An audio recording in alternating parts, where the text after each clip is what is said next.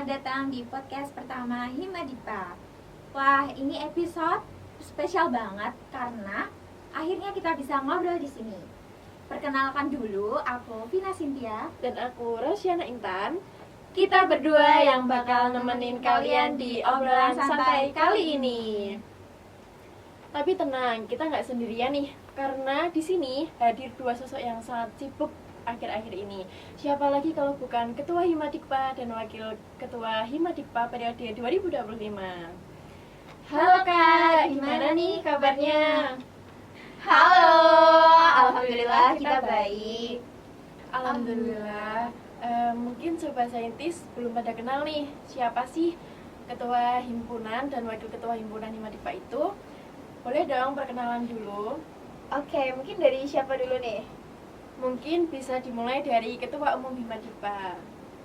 Oke, halo Sobat Saintis. Perkenalkan, aku Azhara Sania Putri, biasa dipanggil Sania, mahasiswi program studi Pendidikan IPA Angkatan 2023 yang pada tahun ini diamanahi menjadi Ketua Umum Himadikpa. Halo Kak Sania. Hai. Oke, selanjutnya mungkin dari Wakil Ketua Himadikpa bisa perkenalan terlebih dahulu nih. Oke, baik. Halo Sobat Saintis, perkenalkan aku Kamelia Rifki Nasiha, biasa dipanggil Kamelia, mahasiswi program studi Pendidikan IPA Angkatan 2023 dan pada periode tahun ini diamanahi sebagai Wakil Ketua Umum Himadikpa. Halo Kak Kamelia. Hai. Mantap, kayaknya obrolan kita seru banget nih. Oke, langsung aja. Pertama-tama, gimana sih perasaannya dipercaya buat memimpin Himadikpa di periode ini? Dari aku atau Kamelia dulu nih? Mungkin dimulai dari Kak Sania dulu. Oke, kalau aku perasaannya pertama pasti bangga ya, karena bisa mendapatkan amanah yang sangat spesial. Tapi juga ada rasa yang campur aduk juga, antara terharu, bangga tadi, terus senang juga karena bisa dipercaya sama teman-teman. Tapi juga ada perasaan yang menantang gitu buat aku sendiri. Oke, selanjutnya mungkin Kak Kamelia. Oke, baik. Kalau dari aku sendiri, perasaannya memimpin Himadikpa itu yang pastinya bangga tentunya, kemudian juga pastinya kita senang bisa menjadi bagian dari Himadikpa dan mendapatkan amanah sebagai pemimpin Himadikpa. Mungkin waktu awal-awal itu memang ada sedikit rasa kaget karena juga baru pertama kalinya juga diberi amanah yang cukup besar untuk memimpin Himadikpa, tapi pastinya seiring berjalannya waktu juga bisa berjalan dengan lancar juga, dan pastinya karena aku juga nggak sendirian, karena ada Kak Sania juga, jadi kita bisa saling koordinasi bersama untuk memimpin Himadikpa seperti itu. Berat banget ya Kak ya perasaannya. Pasti itu. Duh, aku salfok banget tadi Kak Sania bilang tertantang, itu gimana ya? Rasa tertantang itu hadir karena aku merasa jadi ketua itu pasti harus bisa membawa teman-temannya menuju arah yang lebih baik, kemudian harus bisa memastikan bahwa Himadikpa itu memiliki tujuan yang jelas. Jadi kita semua satu tujuan, kemudian aku merasa tertantang karena bisa membawa dan juga menggiring teman-teman untuk mencapai tujuan bersama tadi gitu Kak. Seru banget ya dengan ceritanya. Ngomong-ngomong, menurut kalian apa sih arti Himadikpa itu sendiri? Oke, mungkin dimulai dari aku dulu ya. Untuk arti dari Himadikpa sendiri, menurut aku Himadikpa itu merupakan sebuah tempat yang dimana kita bisa berbagi ide kreatif, berbagi ilmu, dan juga nantinya di Himadikpa kita bisa berkolaborasi bersama untuk menciptakan sebuah program kerja yang nantinya bisa bermanfaat, entah itu untuk pengurus Himadikpa sendiri, untuk mahasiswa pendidikan IPA maupun masyarakat di sekitar, seperti itu. Wah, keren banget ya filosofinya. Selanjutnya dari Kak Sania gimana? Kalau buat aku, Himadikpa itu bisa aku bilang sebagai rumah. Karena di Himadikpa, aku juga harus bisa membawa rumah ini menjadi rumah yang sangat harmonis. Kemudian aku harus mengarahkan teman-teman bisa nyaman di rumahnya masing-masing. Berarti organisasi itu sangat penting ya buat Kak Sania.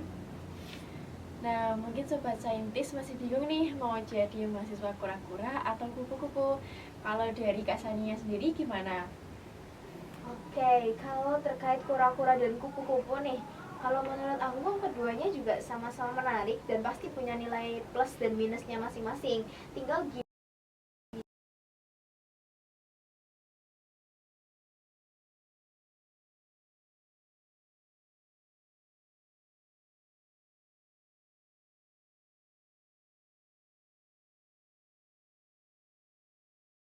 siswa yang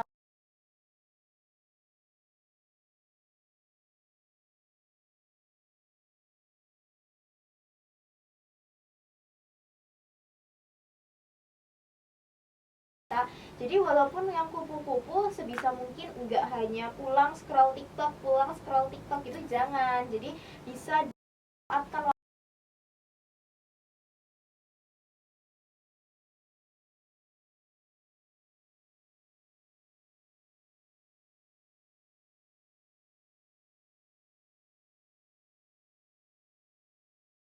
Oke, oke. Nah, tapi kan juga ada nih yang bilang kalau organisasi itu suka ganggu akademik. Nah, kalau ada yang ngomong gitu, tanggapan kalian gimana? Oke baik, mungkin bisa dimulai dari aku dulu.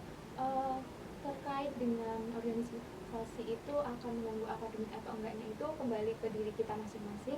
Bagaimana cara kita mengelola waktu kita. Jadi untuk organisasi sendiri itu sebenarnya bisa tidak mengganggu asalkan kita bisa mengatur manajemen kita. Jadi pada saat kuliah ya kuliah, pada saat organisasi kita fokus di organisasi, tetapi nantinya misal ada tugas atau apapun itu juga bisa diselesaikan terlebih dahulu. Jadi kita tidak meninggalkan tanggung jawab kita di akademik seperti itu. Jadi nggak bener ya kata-kata suka ganggu akademik itu. Aku menambahkan sedikit kali ya. Kalau menurut aku, komitmen kita untuk masuk ke organisasi seharusnya tidak merubah atau tidak mengganggu tujuan utama kita dalam akademik. Kalau hal itu masih mengganggu kita dalam akademik, berarti kita belum pas gitu untuk masuk ke organisasi. Jadi organisasi yang mengganggu waktu akademik itu sebenarnya sangat-sangat tidak baik dan itu sangat-sangat bisa dievaluasi lagi kepada diri kita sendiri gitu. Jadi seharusnya untuk organisasi itu harusnya tidak mengganggu akademik gitu. Bener banget. Tapi jujur, bagi waktu itu PR banget loh. Iya betul. Boleh dong share tips bagi waktunya biar tetap balance antara organisasi, kuliah, keluarga, teman, dan ya mungkin pacar juga.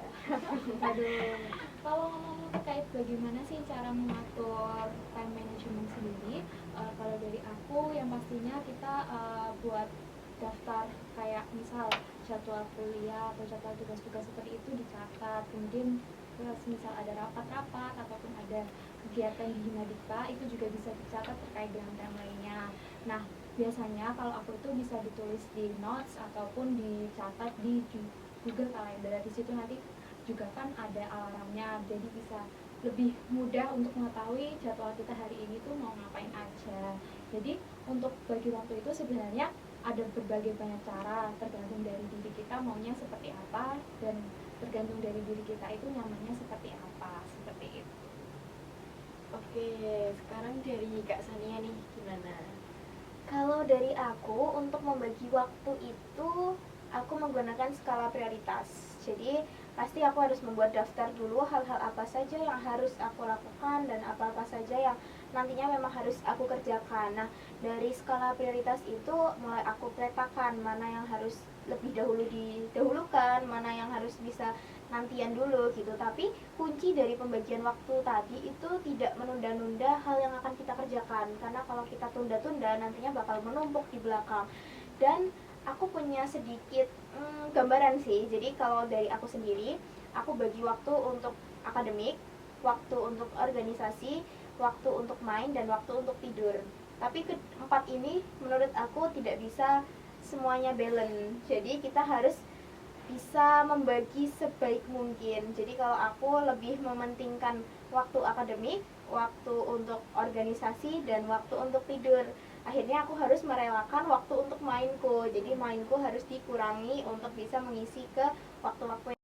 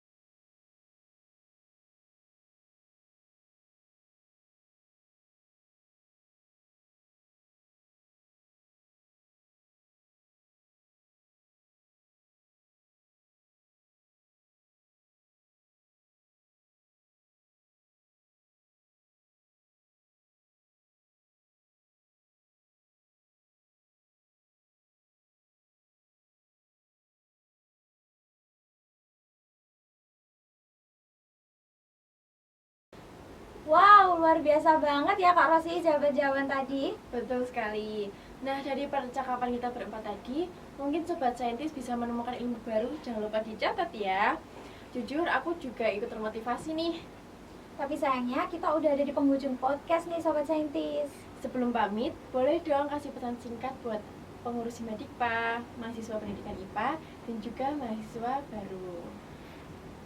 Oke, mungkin untuk Sobat Saintis, khususnya untuk pengurus Himadikpa dulu nih ya Kak, untuk pesannya.